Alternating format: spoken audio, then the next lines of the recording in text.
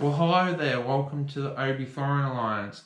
In today's video we were talking about episode 4 of Loki, the Nexus Event. If you can, like and subscribe, leave a comment down.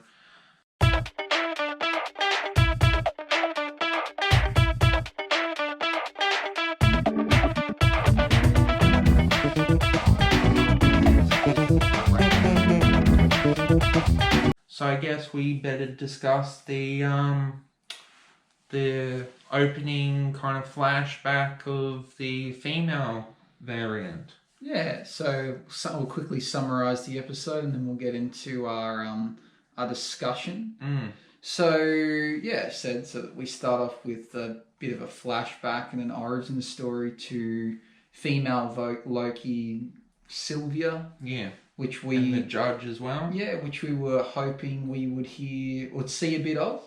So as we thought, she was considered a time variant, I guess, because she's a female version of Loki. So we see her taken away, set to be disciplined or executed or whatever they do at the TVA. We're a bit unsure. And went through the same process as Loki. Yeah, he went through the same process, which is funny watching back. And we see that her guard that was helping her through this is the judge that's overseeing the current case. So it makes you think there's some kind of motive there, like why is she involved then and involved now? She stomps on her foot and that's all we see. Like she escapes somehow, or we know she escapes because she's still on the run. Did you buy how she escaped so easily? It's like they only had one guard to her. She basically stomped, bit her, got her device, and then got out of there. Yeah, it seems a bit convenient and easy. We might find out a bit more about that. We see the Nexus Event with basically the two Lokis in current time. They're not there in the future, but it's like the current timeline of what's happening. They're back on the planet. Yeah, they're back on Lamentus 1. They realise their fate is set, that they are going to die on this planet, and they kind of have a wholesome moment. And what does that moment spark? The event, so Morbius and the judge can find them and kind of bring them back, or mainly Morbius. So they notice something spikes on their little tree of events, and the Nexus Event is created by them being wholesome towards each other, which is, I guess, because that shouldn't happen, that two variants of the same person develop somewhat feelings for each other. So it sparked, like they're like, oh, this is different. Like even inside a doomsday event, that was enough to spark something different in the timeline, which got their attention. So they get rescued, and then Loki makes a reference, she needed more guards than me. You only had two guards to me and just yourself. And then they have a argument about being friends. Yeah, then Loki has a chat with Morbius and says how Morbius being lied to, like, please don't execute me, like, I'll tell you what happens if you just give me a chance. And then what they have there kind of, Morbius kind of throws it off and like, yeah, whatever, I'm sure you're just a cockroach just lying. And then he sends him to this kind of like red portal, and then what happens in this red portal he goes through? We'll get to see a returning, I guess she's not really there, but still a returning character, Sif from Thor and Thor, the Dark World, that event that apparently happened, I would assume, in the events of one of those two movies, that he actually cut off her hair and she kicked him in the head and the private parts, and basically went through those events over and over. Yeah, it was like an infinite loop, which is kind of like a time cell jail they create in the TVA to punish people. So no matter what Loki does, the event just keeps replaying, and no matter how he tries to convince her, it just ends in the same way, which is complete torture. And then there's an interrogation. So Morbius finally lets him out and decides to interrogate him. And Morbius also wants to interrogate the female variant, but the judge is like, oh, don't worry, Yeah, and we kind of know there's something behind that because we saw the opening scene. Yeah. So what happens in the interrogation between Morbius and our Loki? Morbius says that Loki, to him, that the female variant is dead, and who's the mastermind and all this. Yeah, Loki tries to claim he's the mastermind and that they've been planning this for a long time, and I guess there's some kind of, I don't know, trick he's trying to play, hoping that will save him or help his cause, which just plays into Loki being a trickster, but we know that that's not going to help him. And then he kind of lashes out and tells him. Yeah, because he says that she's already dead, and then he's a bit upset about it, and then Morbius goes, oh, you like her, like that shouldn't happen, like blah, blah. And then Loki tells him you're variants, and then... Yeah, Morbius again kind of doesn't believe him, but wants to find out more. Then at the same time, we see the female Loki... her cell gets entered by one of the guards, the one that she took.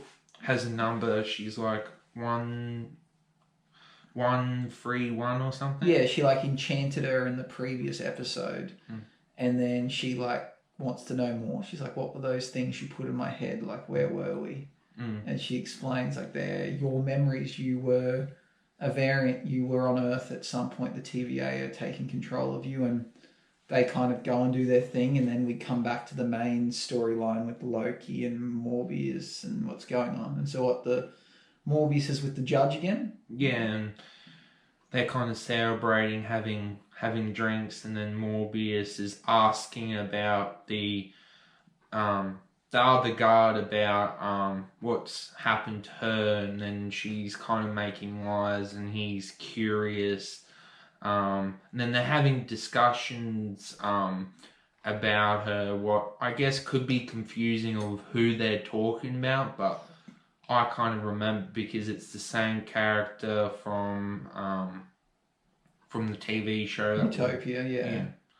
So they talk about her, and then Morbius swaps devices between them, and then is like, oh, I only want one drink, and the girl's like... Yeah, I've got to go to bed, I'm really tired. Yeah. And then he goes and looks at the device and sees that she's saying the same thing, so Loki can't really be lying. Yeah, which is what we thought would happen. We thought Mobius was going to become aware of his previous life, and he would become the good guy that would save them all in the end. Yeah. So then, Mobius has that... Sylvia shows that other guard some good memories. Yeah. Mobius is then believes Loki, goes and basically helps him get out. And then he tells him to shut up, and then it's like, say something. What was pretty funny. And then by this point, the judge and the guards have worked out what's happened. That Mobius has taken her tempad, and they've came to interrogate him and find out what's going on. And also that previous scene as well, the judge asks him, out of all the periods in time, where would you go? And Morbius is like, oh, I like it here. And then in this scene, we kind of get the answer, I'd be with my jet ski. And I thought that was a touching scene, because Morbius, I think, is the most likable character, and he's the most... Loki, I think, brings the charm, but I think Morbius is more interesting. Yeah. Yeah, we get probably the saddest scene of the series so far, where... Did you tear up when the thing eventually happened? Because I was like, oh, shite. I don't know, I wouldn't say I teared up, but I was like, oh, well, that's like, he's our favourite character. He's already possibly been killed off or pruned. Well, if you stay tuned to the ending cutscene that we'll eventually talk about, there's hope, yeah? Yeah, so he gets pruned, and he gives his speech about where he'd like to be, and he will choose to go to where he's actually from, and he knows what's going on. It goes back to the jet ski. What was Hmm. Like the writers did a good job of adding in the jet ski, and now it's come to fruition. Yeah, and then what happens? So then we have the female Loki and the other timekeeper guard come back, and they step in.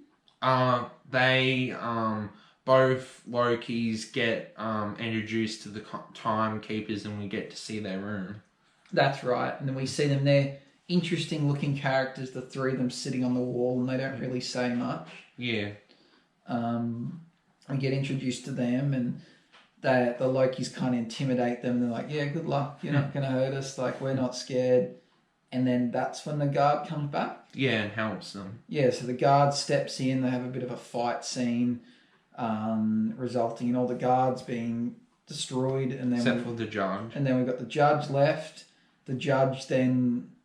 And one of them gets their head chopped. Oh, that's right. Yeah, the female Loki throws a sword at him. Then we realise that those three timekeepers are actually robotic. Yeah. Which then adds more confusion to what's going on, and probably leads into your theory. Yeah. Because Kane the Conqueror is actually in one of those chairs, so it's still possible, but anything's possible. So we've got that. And then they discover that they have more of a fight scene. The judge, or when they discover that the judge hops, she was knocked out, and she wakes up, and then she prunes male Loki. Yeah. And then we get another sad scene, and we think, oh, okay, well now the main character's killed off. And then the female variant Loki asks the judge, is like, tell me everything. Yeah, so they kind of have their fight. She has control, and she's like, tell me everything, or I'm going to prune you. And she's like, well, just do it. I don't care. Because it was actually a touching moment, because Loki was going to say something, and then he disappeared. Yeah, he was. He was going to tell her his feelings and stuff. So we're left with that. So then the episode ends prior to the end credit scene, and we're left thinking, Mobius is gone, Loki's gone. Maybe we're going to finally find out what the deal is with the TVA. And then we get the credits, and then the end credit scene, which I didn't see originally, and you luckily showed me. Yeah. And what's the end credit scene we're left with? Well, I guess if you haven't seen the ending credit scenes yet, watch that and come back to the video. Basically, the ending credit scene is, I guess he's been maybe sucked into the stick or sent somewhere else. Basically, sees 3 other versions of Loki, and there's a dog or a lizard. Yeah, I think it's a lizard, a boy with a lizard. Yeah, it was really cool.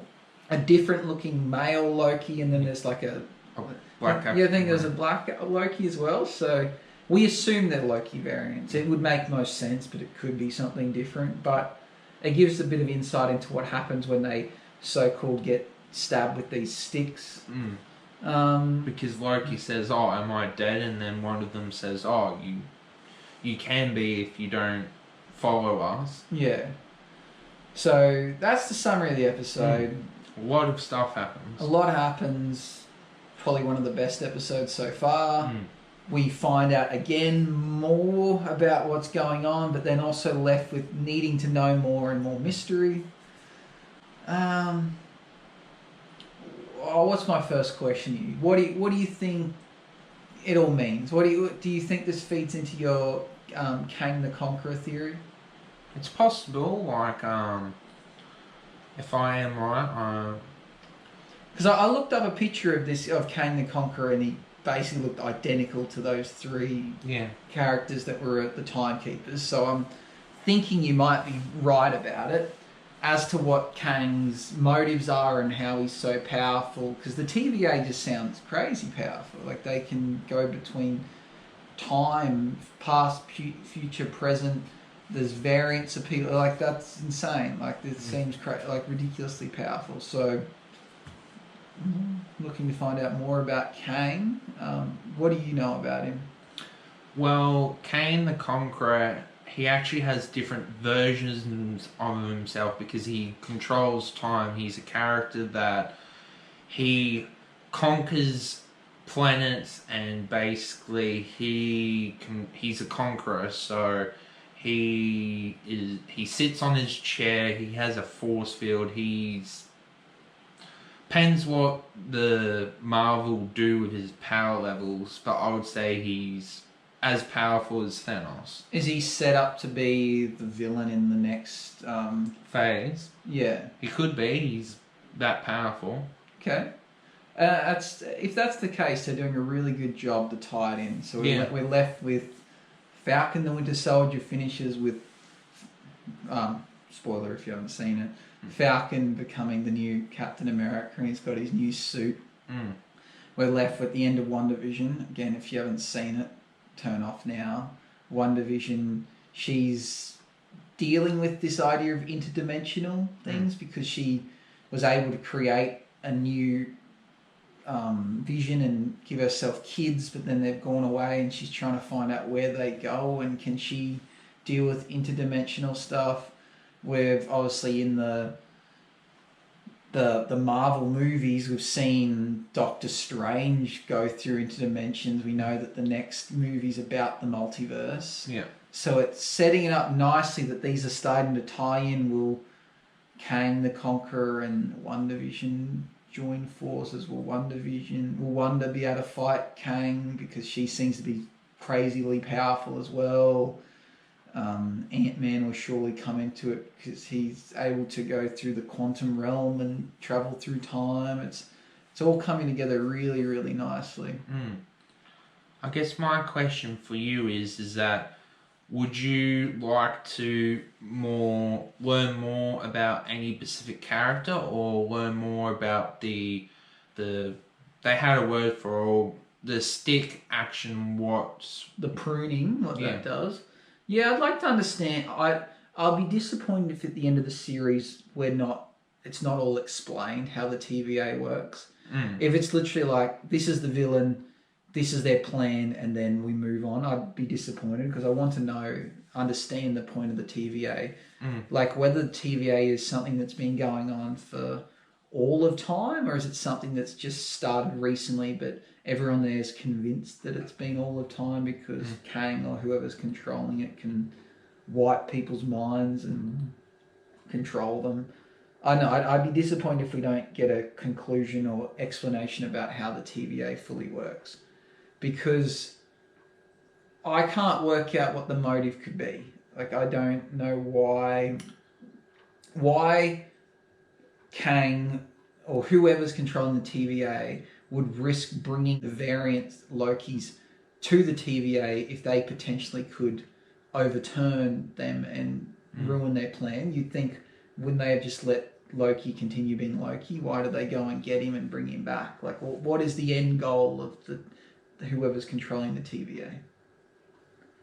Who knows? I guess we'll find out. Yeah, I really want to know, because why would you go and take people out of their timelines if you don't benefit from it? Or why would you risk them discovering who you are and overturning you? Because that's inevitably what will happen. Like what the Lokis you'd like to think will overturn the TVA. So as the TVA's worst thing they've done was actually go searching for the variants. Would you like us to see where Morbius could possibly be? Like, are you concerned about, we assume, like what happened to Loki, that he's okay, and why was it that Loki, if he doesn't go with them, he could die? Like, why didn't, like... I don't think we've seen the end of Mobius. No. Whether or not he's just returned to like a happy memory loop, or he goes back to Earth, or whether he continues to work for the TVA but in a different way and they actually turn out to be good. I don't know, but I don't think we've seen the end of him. Do you think they will, some of the TVA, if they find out, will kind of overthrow? Do you see that kind of happening within the organisation, or do you see kind of a hush-hush kind of keeping maybe Morbius and the other number character, those two and the two Lokis are kind of... No, I imagine the TVA employees will all find out what's going on and overturn it. Half of them, I assume. Some of them will be like, oh, it's what we know, we'll stick to it. I just can't still comprehend how powerful whoever is controlling the TVA could be. That they can have multiples of Infinity Stones. Like, and what is their end game? What are they trying to achieve? Because Thanos had something in mind. Whoever's controlling the TVA could easily get all the Infinity Stones and achieve whatever they want, but they're not. Or is there something even more powerful they want to do? Like, because isn't the idea of if you control all the Infinity Stones, you control everything? Like, so they obviously don't want control, or because they could easily do it. They can just appear any moment they want, and they can take it and redo it. So did you feel like episode 4 was the best episode, or out of all the episodes it had action and it was the most consistent episode? It and 1 have been the best so far. I do like a good first episode of the season if it's good. So yeah, that and 1 so far. 6 will probably, in the last one, you'd be very disappointed if it wasn't the best. But yeah, it's been very good so far. And do you see, because we've got 2 episodes left, so do you think they will wrap it up in a decently nice way, or would you like there to be more episodes, or you think 6 is a good number? I think they'll wrap it up in a way without somewhat of inclusion, because it's going to lead to movies. Yeah. And I think that's what they're doing well with these series, because their previous attempts at making series have been like your Jessica Jones, Agents of S.H.I.E.L.D. They've kind of been standalone or been alongside the Marvel Universe, but they haven't directly impacted the movies, and they've been designed to have multiple seasons, where I think the new theme is, we're not making multiple seasons. Let's just make big movies, like mini series that are like multiple movies to explain what's going on more so. And it makes the movies better. Where if you do that with multiple series, it doesn't work because the timeline gets thrown out. Like, do you go season 1, movie, season 2, movie? Like, it doesn't work where these like mini series, limited series work.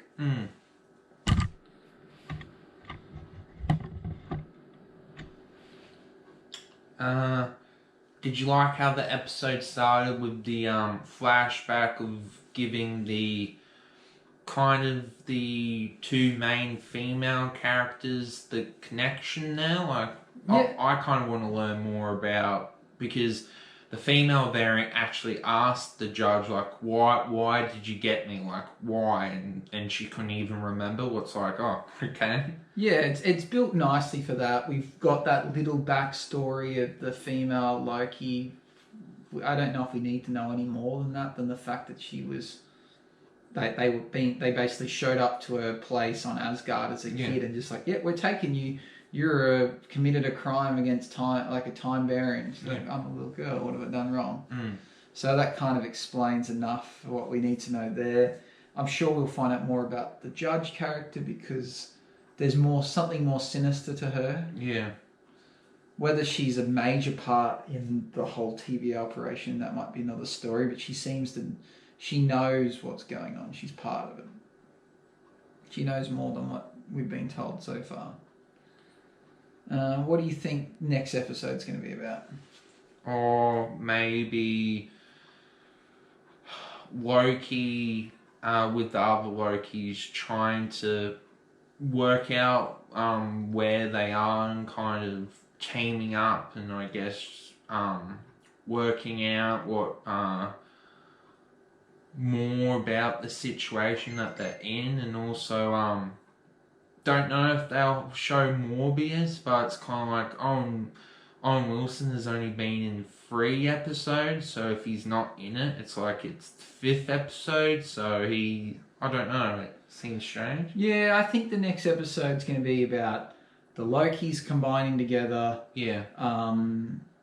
The female Loki trying to finding it, discovering what's going on behind the scenes of the TVA, and maybe a bit of Morbius, or maybe the last thing we see of Morbius is going to be him and his jet ski. I don't know. That has to happen. I think it might even be an end credit scene, but it will. I think they've planted the seed there, and everyone's expecting it. Mm. And do you expect episode 5? Would you be disappointed if it doesn't eclipse episode 4, or would you like it just to be more consistent and set up even more for episode 6, and then episode 6 just to smash it out of the park? I'd like to think it'll be better than episode 4. Episode 4 is great, but I really want the next episode. I want to know the villain. The villain has to be released. They might leave it to the last one, but I'd like to see it next episode, and then we have a whole episode of concluding or resolution or fighting or something in the last episode. Mm. And do you feel like all the answers will be revealed in the next episode, or they'll kind of do what they've been doing and kind of leave us? Because basically the show has been give us answers and then create more answers. It's kind of been that trend. I think that'll happen again. We'll get some answers left with more questions. Yeah. Do you like that formula of storytelling? It's okay. It keeps you on the edge of your seat. Yeah. Instead of this whole idea of building up a whole series of, I want to know, I want to know, I want to know. Oh, now I know. Like One Division. Yeah, it's kind of, I want to know. I found the answer. Oh, but there's more questions now. And then more. Then you find the answers to your last questions, but then you get more questions. And maybe that's the point of the series. Maybe we're left with more questions that will only be answered in the movies. So then it forces us to go and watch them. Or other season or something. Yeah. I really don't think there's going to be another season, but there might be. It'll surprise me if there is. Out of all the show, would you like there to be a season 2 of Loki? Like, out of all the free shows, do you think it'd be the most interesting and work the best? But I just assume that this will lead on to the movie, so a second season might have to be about Loki doing something different. Because I don't know if we can continue with the TVA for another season without the movies catching up. So we basically got 2 episodes left, so guess we'll see the big climax in the 2 episodes. Yeah, 2 more to go, and we'll continue to review them each week as they come out. Well, thank you for helping, Luke. Thanks for watching. Like and subscribe. See you in the next Loki video. Bye bye.